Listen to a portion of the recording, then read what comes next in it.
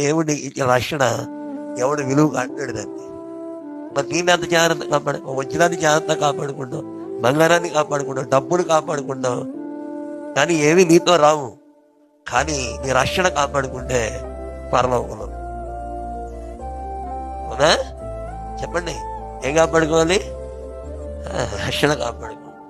అన్నిటికన్నా క్రైస్తవుడు ఎక్కువ శ్రద్ధ వహించాల్సింది ఏంటంటే దేవుడిని ఇచ్చే రక్షణని జాగ్రత్తగా కాపాడు. అప్పుడే అందుకే అంటాడు భక్తుడైన పౌలు గారు, నా విశ్వాసం నేను కాపాడుకుంటుంది, నా పరుగు అడముట్టించుకుని నా కొరకు నీతి కిరీటం ఉన్నాను. ఏం కాపాడుకుందని? భక్తిని కాపాడు, విశ్వాసాన్ని కాపాడు. ఎన్ని శ్రమలు వచ్చినా, ఎన్ని అల్పకాల శ్రమలు ఎనదగినవి కావాలి. దేవుడు నాకు ఇచ్చే మహిమ ఏదైనా ఎనదగినవి కావాలి. మన చిన్న శ్రమ వస్తేనే తల ఇందులు అయిపోయింది, చిన్న శ్రమ వస్తేనే బోర్ నేడిచేద్దాం మనం. ఆయన అంటాడు, ఆఫ్టర్ ఆల్ అంటాడు, ఇది ఏ పార్టీ అంటాడు, దేవుడు నాకు ఇచ్చే మహిమ ఏదైనా ఇవి ఎనదగినవి కావంటాడు.